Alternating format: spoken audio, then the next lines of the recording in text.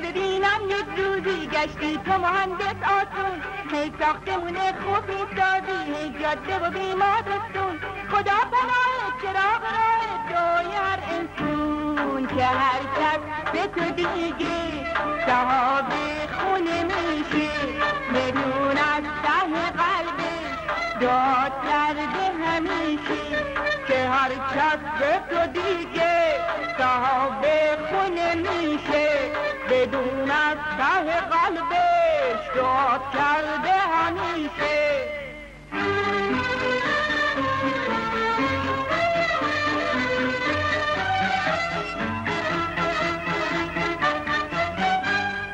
یک کارگری با معرفت با پیچاچا رو دنده، میریزه عرقت شونیش هرچی رو جش میبنده. ز کار سنگین نمیشه غمگین همیشه میخنده، به شادی سر کاری دلش غصه نداره، میدونه توی خونه که دیدی سر باره.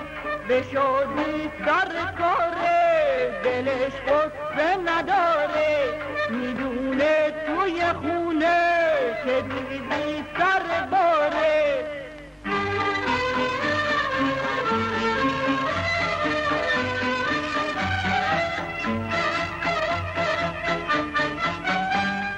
یک دزد کلک بالا میره از هر در و هر دیواری، میره تو خونه قایم میشه تو پستو و تو انباری. تا شب بسات و همه حیاتو میریزه تو گاری، ولی خبر نداره که سرکار تو خیابون میبنده دوتا دستاش میذارش بیخ زندون. ولی خبر نداره که سرکار تو خیابون میبنده دوتا دستاش میذارش بیخ زندون.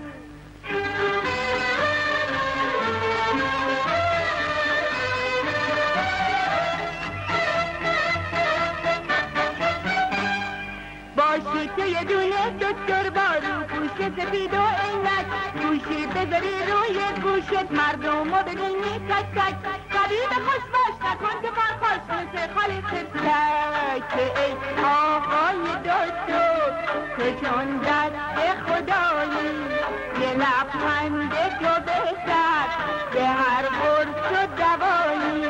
که ای آقای دکتر که چون دست خدایی یه لبخند تو بهتر به هر قرص